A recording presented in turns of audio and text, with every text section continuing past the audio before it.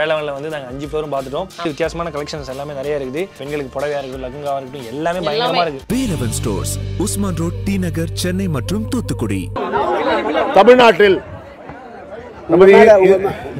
உங்க மேல ஒரு குற்றச்சாட்டு என்னன்னா, ஏனி தான் எங்க நீ கொடுத்துறீங்க, மொத்தல கொடுக்க மாட்டேங்கிறீங்க. ஏன்னு பிஜேபி நாங்க அவங்க பிஜேபி அதான் ஃபர்ஸ்ட் கொடுக்குறா ஏடைக்கு. சரி சரி. தமிழ்நாட்டில் இந்திய கூட்டணியின் சார்பாக எங்கள் திராவிட முன்னேற்ற கழக தலைவரும் முதல்வருமான திரு மு.க. ஸ்டாலின் அவர்கள் சிறப்பான முறையிலே பிரச்சாரத்தை மேற்கொண்டுள்ளார். அவருடன் எங்கள் வருங்காலம் திரு உதயநிதி ஸ்டாலின் அவர்களும் சிறப்பான பிரச்சாரத்தை சொல்கிறார். மக்கள் வரவேற்பு அமோகமாக இருக்கிறது. அதனால் கண்டிப்பாக தமிழ்நாடு புதுச்சேரி சேர்ந்த 40 தொகுதியிலும் இந்திய கூட்டணி மகத்தான வெற்றியை பெறும். மக்கள் போகும் இடத்துல மக்கள் கேட்பது என்றால், தமிழ்நாட்டில் வெள்ளம் வந்தபோது பிரதமர் மோடி வரவில்லை, பிரச்சனைகள் வரும்போது மோடி வரவில்லை. ஆனால் தேர்தல் வந்தவுடன் அடிக்கடி சந்துக்கு சந்து மோடியை பார்க்கிறோம், கேட்கிறோம். எங்கள் பணம் கேட்டோம், 6000 ரூபாய் நிதி எங்கள் முதல்வர் கொடுத்தார் வெள்ளத்திற்கு. மோடி அவர்களே, நீங்கள் எத்தனை நயா பைசா கொடுத்தீர்கள்?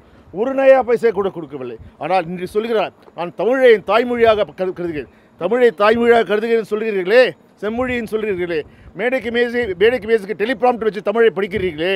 நான் கேட்குறேன், தமிழ் மொழி செம்மொழியான் தமிழுக்கு எவ்வளவு நிதி ஒதுக்கிறீர்கள்? இதெல்லாம் பொய் அல்லவா, வெற்றி பேச்சு அல்லவா?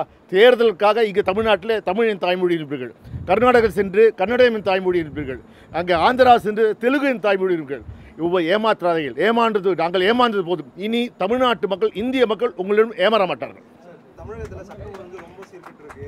அடிக்கடி புது பிரச்சனைகளை தமிழக மக்கள் சட்டம் ஒழுங்கு பிரதமர் மோடி தெரிவிக்கிறாரு. சட்டம் ஒழுங்கு நல்லா இருந்தது தான் மோடி அப்பப்போ தமிழ்நாட்டுக்கு வந்து போக முடியுது. அண்ணாமலையை விரும்பினபடி பேச முடியுது. அண்ணாமலை எங்கெல்லாம் கூட்டம் நடத்த முடியுது. அவர் வாய்க்கு வந்ததெல்லாம் எப்படிலாம் பேச முடியுது. சட்டம் ஒழுங்கு சீரான நிலையில் இருப்பதால் முதலமைச்சர் அவர்கள் எங்களை போன்றவர்களை அடக்கி வாசிக்க சொல்வதால் தான் இப்படி அண்ணாமலை போன்றவர்கள் பேசிக்கொண்டே இருக்கிறார்கள். உனக்கு நியூஸ் கொடுத்தாச்சு வேணா போல. அதாவது இந்த விந்தை தமிழ்நாட்டுக்கு எந்த நிதி ஒதுக்காத நிர்மலா சீதாராமன் சொல்கிறாள், தேர்தல் போட்டியிலே எனக்கு பணம் இல்லை. அப்போ மோடிக்கு பணம் இருக்கா? மோடி 2 தொகுதியில் போட்டி விடுறாரு. அண்ணாமலை கிட்ட பணம் இருக்கா? முருகன் கிட்ட பணம் இருக்கா? மற்ற எல்லா அமைச்சரும் போட்டி போடுறாங்களே. அப்போ இதில் யாரை குறை சொல்கிறார்? அவர் தனது கட்சிக்காரர்களை, தனது கட்சியின் தலைவர்களை மோடியை குறை சொல்கிறார். அதுதான் பொருந்தும்.